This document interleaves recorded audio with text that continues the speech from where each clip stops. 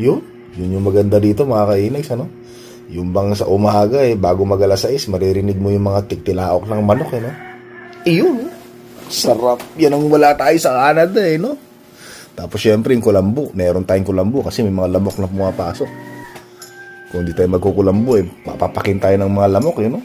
Buhay probinsya mga kainags, napakasarap. Ayun! Gumising ka na, inags! Magtatrabaho ka pa! Yan. Winter, Spring, Summer, or Fall. Tuloy ang buhay sa Canada. Yun, sarap. So dito muna ako natutulog sa kwarto ng nanay ko, gawa na hindi pa ako makaakyat masyado, makakainis, ano? Gawa ng lumpo ang inyong lingkod. Ayun, kasarap ng tigtilawak ng manok, ano? Nako po. Tapos maya may pandesal na magtitinda. Bibili tayo ng pandesal ngayon, tapos iinom tayo ng kapeng mainit. Nako po, Nabili ba sila? Opo, Nay. Nay, sarap lang, ano? Kasarap. Ayun! Ang sarap talaga gumising sa probinsya. Tapos pag bukas mo ng bintana, papasok ang napakasariwang hangin. Sabay singkot na gano'n, di ba? Nako, ay sarap. Sarap magbakasyon talaga sa Pilipinas. Ibang buhay talaga sa probinsya. Kainags, no? Tiktilao. Pero nag-electric fan pa rin ako. Ayan, gawa ng medyo mainit sa bago matulog, no? Pero sa umaga naman, mga kayo, sa umaga naman ay malamig-lamig na rin. So by the way, baka napapansin nyo, yung frame ng kama namin dito, iyan pa rin. Luma na yan, mga kanis. Napakaluma na yung frame na yan, ano? Naalala ko pa dati, siguro 7 years old pa lang ako, ito na yung frame ng kama ng nanay at tatay ko. Ayan, no? Sabi nga namin, palitan na namin. Kaya nang alam nyo naman yung mga matatanda, hindi na nila pinapapalitan yung mga lumang gamit na syempre, naging marami ng memories sa kanila. Alam yung mga gamit ng mga senior natin, talagang ayaw ng palitan yan. Kaya sasabihin natin na palitan natin ng bago, Nay. Naku, wag na anak. Maraming memories yung mga bagay na yan. Kaya kahit gula-gulanit na di ba? Ayaw pa rin nilang palitan.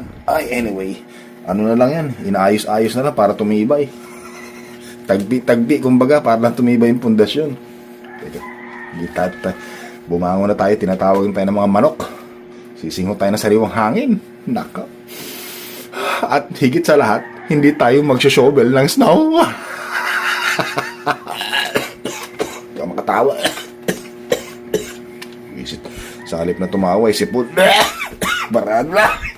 Sabi po. Yun, kita nyo naman mga kainags, ano? Yan. Kita nyo naman mga kainags, ano? Pagkagising natin sa umaga, ganyan kaagad yung bubungad sa atin, ganyan kaagad yung sasalubong sa atin, ano? Mga tiktilaok ng manok, huni ng ibon, puno ng nyog. Nako po, Panginoon, napakaganda. Tapos ayan, no? Yan yung gintong dahon ng malunggay mga kainags, ano? Ginto sa Canada yan. Dito pipitasin mo lang, napakasarap. Nako po, Panginoon, maraming salamat Lord Jesus sa napakagandang umaga at napakagandang bakasyon natin sa probinsya ng San Jose Occidental, Mindoro. Diba? Tapos makakita tayo ng ayan, no? Mga bulaklak na magaganda. Nay, ay uwi ka na? Sige, ingat ha. Ayos, salamat din. Sige, ingat. Yan, nako, napakaganda, Kaya lang yung suha natin dito last 2 years ago nung nagbakasyon tayo dito, may suha tayo dito, di ba? Naalala niyo 'yon? Kaya lang nawala na. Namatay na raw. Ayan, no? Ganda. Itong kulambo na to, nako, napakatagal na nito. Ito pa ang kulambo ng tatay at nanay ko. Nabili yata nila to 1978 kung hindi ako nagkakamali, ano? 1978, mga bata pa kami nito. Diyos ko. Hanggang ngayon buhay pa. Yan yung sinasabi ko po sa inyo. Nay? Apo. Tapos di ba, Nay, ito yung kama niyo ni Daddy, no? Ni Daddy? 1972 yata yan. 1972? Oo, tagal na pala. Ay, doon. 1972. Yan. Sinong gumagamit nito dati? Sinong gumagamit nito dati? Kami, dalawa. Nino? Dati mo. Daddy. Huwag mo naman sabing daddy. Baka sabihin nila mayaman tayo. Ikaw Tatay eh, na lang. daddy, ikaw mo eh. Tatay na lang. Hindi, kasi nung bata kami makinig. Hanggang ngayon, ang tawag namin sa tatay namin, daddy. Tapos sa nanay naman namin, nanay. Kumbaga, parang English, Tagalog version. Sarap talaga Ewan. tatay. Kayo na. Ewan ko, ba't naging daddy ang tawag namin, ano? Pinta marami na. Marami na yan ay. 50 ano. So ito mga kainis, sobrang tagal na nito, grabe. Oh. Diba? Yun yung sinasabi ko sa inyo na yung mga senior natin, ayaw na nilang palitan yung mga lumang gamit na nila. Especially nung nagamit na nila ng matagal na panahon kasi nga marami daw memories. Nako. Actually, dito sa kwarto ng nanay ko, napakaraming gamit dito na luma na. Tapos siya medyo magulo mga kainags. Ano?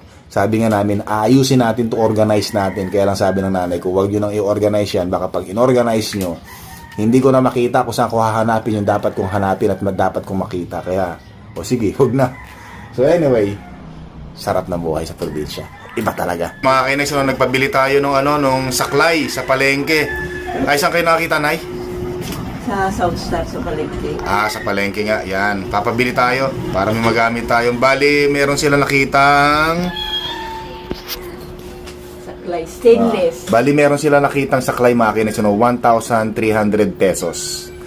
Diba? Stainless. Yung ginagamit natin sa Canada pag nagkaroon tayo ng gout. No? Adjustable. Kapareho nga nung ginagamit ko sa Canada. Hirap kasi pag walang saklay, mga kainis, ano? Ang ginagamit ko, bangko. Kumukuha ako ng bangko yan, katulad yung bangko na yan, ano?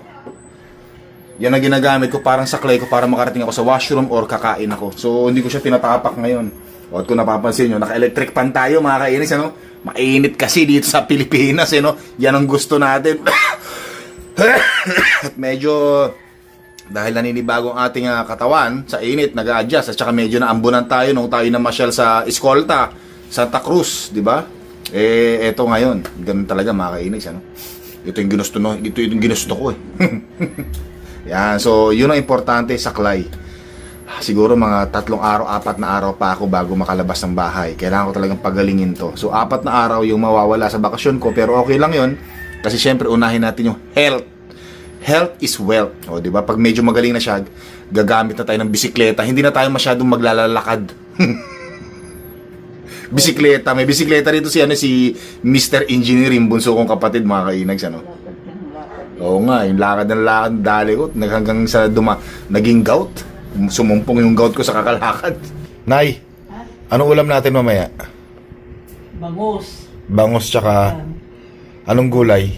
Kulay na puso at ano. Wow, sarap niyan. O, sige. Kulay na puso at saluyot. Ayos, Nay. Okay, gusto ko yan. O, di ba? Sarap, no? Ano, Nay? Bukas ulit ng tubig. Yung yung maligam-gam na tubig. Mamaya, bago ako matulog, pakisabi na lang kay, Bukas Melinda. pa rin paris na yung bukas eh. Sino si Melinda? O, bukas, basta importante mamaya. Pero iwanan niyang anak niya dito. No? Sige. Yan. So, importante lang naman pakulo ng tubig, para may babad natin yung makakainis, yung ating paa. Sa maligam-gam sa warm water with salt. Yan, di ba? Sarap dito, mga kainis. Merong nag-aasikaso sa atin, ano? Doon sa Canada, wala eh. Self-asikaso eh.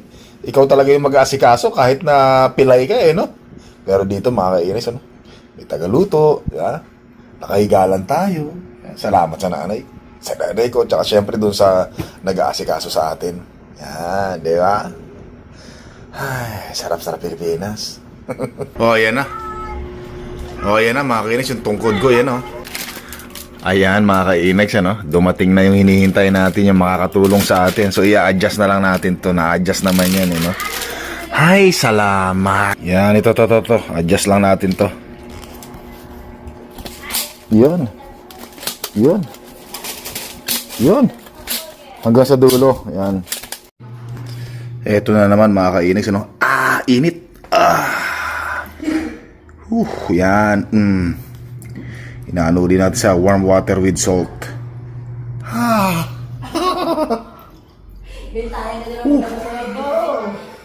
Rico po.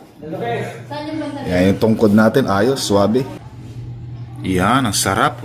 Sarap. Magandang umaga sa inyo mga kainags, ano? Eto ngayon, no? Niluluto natin to. Ano bang tawag dito? Langka. Yun. Maraming salamat.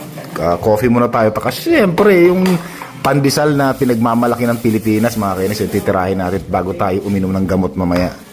Nay, magandang araw sa iyo, Nay, ano? Yan. Magandang araw din kay Melinda.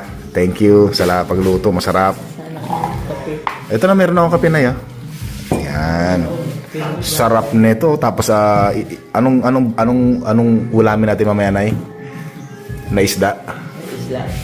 Ngayong umaga, banak. Banak, nako po. Napakasarap. Paksiw na banak. Thank you. Na banak. Salamat. May itlog. Yun.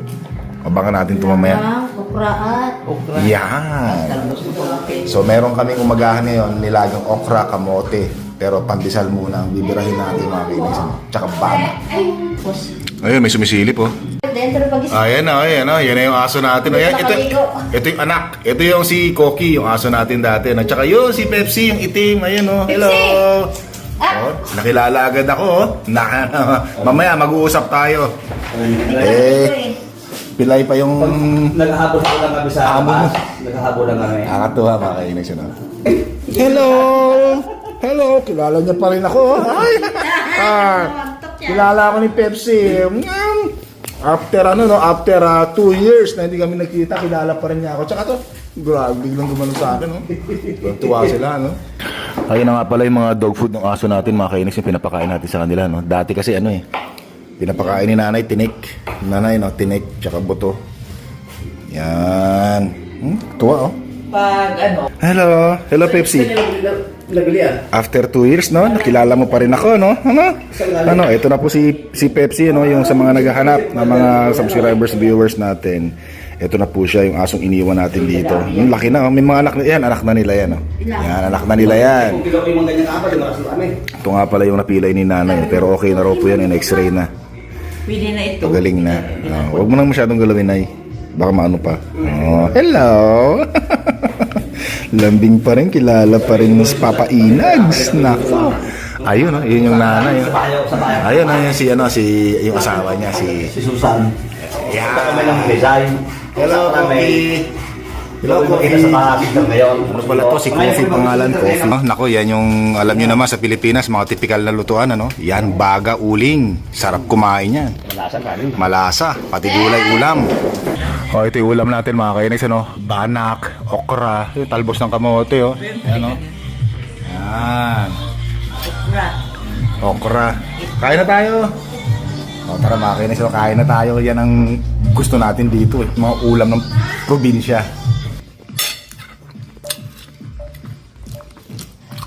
Ito masarap dito, eh, oh. Yung gano'n. Talbos ng kamote. may okra pa. Sana okra ito, no? Okra pa. Sarap.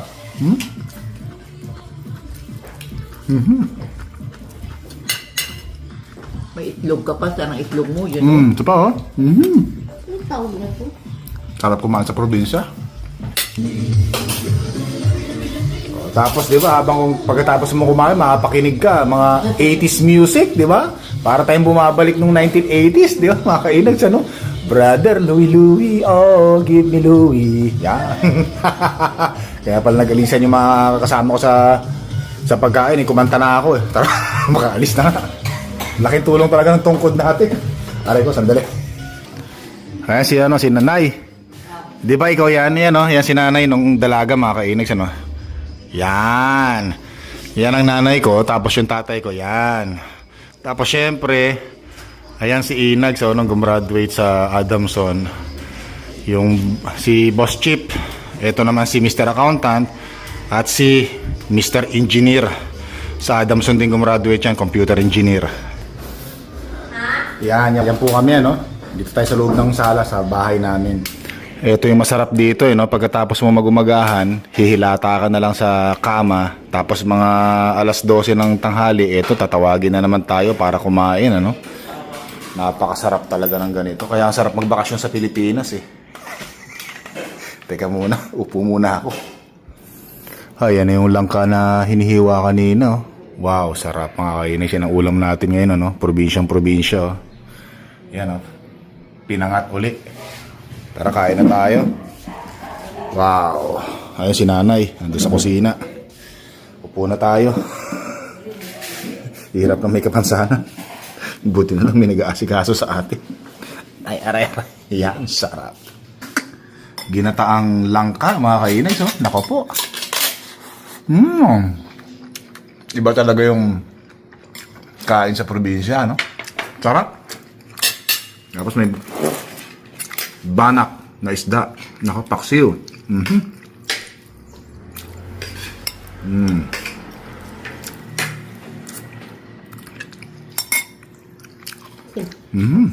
Sarap po, ah. Nako po.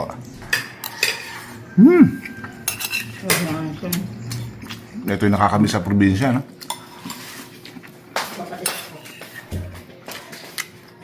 Sarap. Nanay, okay ka lang na dyan? Kain kayo maigi, ha? Baka busog ka. Ayan, no? Ulam natin ngayon, no? Sarap ng isda na to, oh. Nako po. Tapos ito uli, oh. Langka. Ano, nanay? Opo ka, nanay. Dahan-dahan dyan, baka madulas ka pa, ha? So, kain tayo, mga kaibigan. Nako po. Sarap. Puro kain na lang tayo dito, no? Enjoy. Siyempre, pagkatapos kumain, babad natin sa mainit-init yung ating, paa. Ayan, na merong asin. Nako po, napakasarap.